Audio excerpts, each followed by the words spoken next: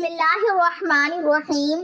طلاق کے علاوہ ایسی چیزیں جو میاں بیوی کے نکاح کو ختم کر دیتی ہیں، میاں بیوی کا نکاح ٹوٹ جاتا ہے، وہ اسباب کون سے ہیں جانیے آج کی اس ویڈیو میں۔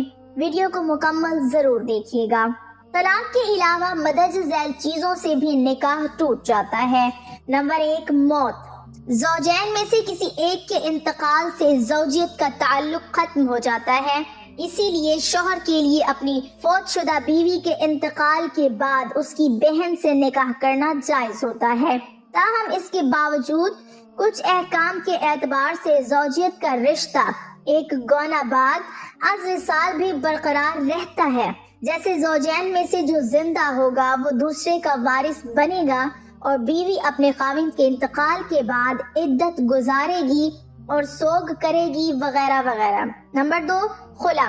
میاں بیوی باہمی طور پر اس بات پر راضی ہو جائیں کہ بیوی شوہر کو کوئی مالی عوض دے گی، جیسے اپنا مہر معاف کر دے گی، اور شوہر اس مالی عوض کے بدلے میں بیوی کو اپنی زوجیت سے آزاد کر دے گا۔ چنانچہ شوہر کے خلا دینے سے بیوی پر طلاق بائن واقع ہو جائے گی۔ نمبر 3، ایلا، یعنی شوہر اپنی بیوی سے 4 ماہ ہم بستری نہ کرے پر قسم کھائے۔ اس کے بعد اگر شوہر 4 ماہ کے اندر اپنی بیوی سے ہم بستری کرے گا تو قسم کا کفارہ لازم آئے گا، اور اس صورت میں میاں بیوی کا نکاح برقرار رہے گا۔ لیکن 4 ماہ ہم بستری نہ کرنے کی قسم کھانے کے بعد اگر 4 ماہ تک حقوق زوجیت ادا نہیں کیے تو بیوی پر طلاق بائن واقع ہو جائے گی۔ لعان، شوہر اگر اپنی بیوی کو زنا کرتا ہوا دیکھ لیتا ہے اور معتبر شرعی گواہوں سے اس کو ثابت نہیں کر پاتا تو اس صورت میں لعان کا حکم ہے، اور لعان یہ ہے کہ شوہر 5 دفعہ قسم کھائے گا کہ میں اپنی بات میں سچا ہوں، اور اگر میں اپنے اس دعوے میں جھوٹا ہوں تو مجھ پر اللہ کی لعنت ہو۔ اسی طرح چونکہ بیوی کی بدکاری کی تہمت پر شرعی نصاب گواہی مکمل نہیں بلکہ صرف شوہر کا دعویٰ ہے، اس لیے بیوی کو سنسار نہیں کیا جا سکتا، یعنی حد زنا جاری نہیں کی جا سکتی۔ تاہم شوہر کی تہمت کو اپنے سے دور کرنے کے لیے اور اپنے آپ کو زنا کی حد سے بچانے کے لیے بیوی پر بھی لازم ہوتا ہے کہ وہ 5 قسمیں کھائے کہ میرا شوہر جھوٹا ہے، اور اگر وہ سچا ہے مجھ پر اللہ کا غیظ و غضب نازل ہو۔ اگر دونوں میں سے کوئی ایک بھی قسم اٹھانے سے انکار کر دیتا ہے تو اس پر حد جاری ہوگی۔ شوہر اگر قسم کھانے سے انکار کرتا ہے تو اس پر حد قذف جاری ہوگی، یعنی 80 کوڑے لگائے جائیں گے، اور اگر بیوی قسم کھانے سے انکار کرے گی تو اس پر حد زنا جاری ہوگی، یعنی اس کو سنسار کیا جائے گا۔ مدرج ذیل بالا طریقے سے زوجین میں لعان جاری ہونے کے بعد، یعنی اگر دونوں ہی قسم اٹھا لیں تو آپس میں ازدواجی تعلق حرام ہو جاتا ہے۔ اس کے بعد یا تو شوہر طلاق دے دے یا قاضی دونوں میں تفریق کر دے۔ شوہر کا غائب ہونا، اسی طرح شوہر کے غائب ہونے کی صورت میں بھی امام مالک رحمت اللہ علیہ کے مسلک پر عمل کرتے ہوئے اگر مطلوبہ شرائط پائی جائیں تو قاضی 4 سال کے انتظار کے بعد بیوی کو غائب شوہر کے نکاح سے آزاد کر سکتا ہے۔ دین اسلام سے پھر جانا، زوجین میں سے اگر کوئی بھی دین اسلام چھوڑ دے نعوذ باللہ تو پھر دونوں کا نکاح ختم ہو کر دونوں میں علیحدگی واقع ہو جاتی ہے۔ نکاح کے بعد رضاعت کا یقینی علم ہونا، اگر معتبر گواہوں کی گواہی سے یہ ثابت ہو جائے کہ میاں بیوی دونوں آپس میں رضائی بہن بھائی ہیں تو قاضی دونوں میں تفریق کر دے گا۔ مذہب اسلام میں نکاح ٹوٹنے اور ختم ہونے کے متعدد اسباب ہیں۔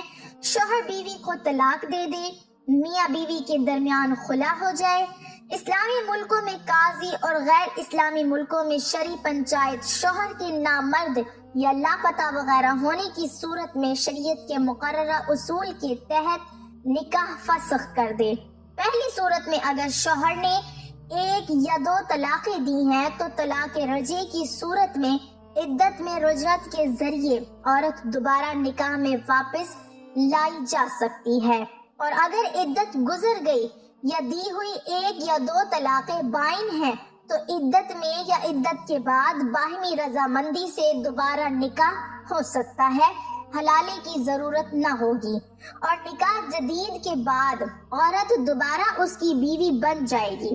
اور اگر شوہر نے 3 طلاقیں دی ہیں تو حلالے سے پہلے دوبارہ نکاح کی کوئی صورت نہ ہوگی۔ اور اگر خلا ہوا ہے اور خلا میں خلا ہی کے الفاظ استعمال کیے گئے ہیں تو چونکہ خلا طلاق بائن کے حکم میں ہوتا ہے، لہٰذا یہاں عورت کو دوبارہ بیوی بنانے کا طریقہ وہی ہوگا جو اوپر 1 طلاق بائن کا بیان ہوا۔ اور اگر خلا میں طلاق کے الفاظ استعمال کیے گئے ہیں تو اس پر الفاظ طلاق کا حکم جاری ہوگا۔ اور اگر قاضی یا شرعی پنچایت نے شریعت کے مقررہ اصول کے تحت نکاح فسخ کیا ہے تو چونکہ یہ فسخ بعض صورتوں میں طلاق ہوتا ہے اور بعض صورتوں میں طلاق نہیں ہوتا ہے، لہٰذا جیسی صورت ہوگی اسی کے مطابق دوبارہ نکاح کا حکم ہوگا۔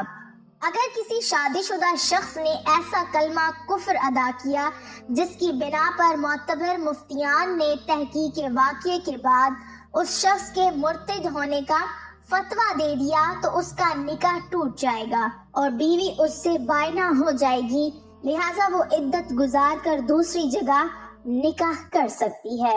البتہ اگر شوہر دوبارہ مسلمان ہو جاتا ہے اور وہ اپنی پہلی بیوی سے نکاح کرنا چاہتا ہے تو عدت گزرنے کے بعد اس کی رضامندی سے نئے مہر کے ساتھ 2 گواہوں کی موجودگی میں نکاح کر سکتا ہے۔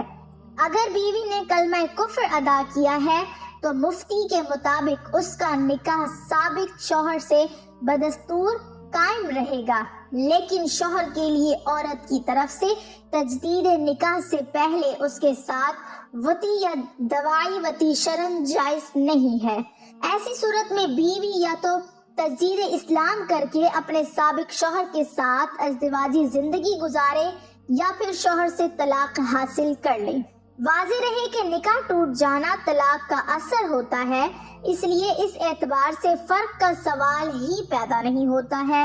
البتہ میاں بیوی میں علیحدگی کے لیے فقہا کرام کی عبارات میں 2 قسم کے الفاظ استعمال ہوتے ہیں، طلاق اور فسخ نکاح۔ گویا یوں کہا جا سکتا ہے کہ میاں اور بیوی میں علیحدگی 2 طریقوں سے ہوتی ہے، یا تو طلاق یا پھر فسخ نکاح یعنی نکاح توڑنے کے ذریعے۔ ان دونوں میں فریق یہ ہے کہ شوہر کی جانب سے ازدواجی تعلق کو ختم کرنا طلاق کہلاتا ہے اور اس کے کچھ مخصوص اور معروف الفاظ ہیں، اور فسخ نکاح تو یہ عقد نکاح کو توڑنے اور ازدواجی ارتباط کو بالکل اصل سے ختم کرنے کا نام ہے، اور یہ قاضی یا شرعی حکم کے ذریعے ہوتا ہے، اور ان دونوں میں درج ذیل فریق پایا جاتا ہے۔ نمبر 1، طلاق صرف شوہر کے الفاظ اور اس کے اختیار و رضا سے ہوتی ہے، لیکن فسخ نکاح شوہر کے الفاظ کے بغیر بھی ہو جاتا ہے اور اس میں شوہر کی رضا اور اختیار کی شرط نہیں ہے۔ نمبر 2، طلاق کے کئی ایک اسباب ہیں اور بعض اوقات بغیر کسی سبب کے بھی ہو سکتی ہے، بلکہ طلاق تو صرف شوہر کے الفاظ طلاق ادا کرنے سے ہوگی، اور فسخ نکاح کے لیے سبب کا ہونا ضروری ہے جو فسخ کو واجب یا مباح کرے۔ اللہ تعالیٰ ہمیں دین کی سمجھ نصیب فرمائے اور ہمیں نیکوکاروں میں شامل کرے، آمین۔ کمنٹ باکس میں اللہ کے 99 ناموں میں سے ایک نام ضرور ٹائپ کریں۔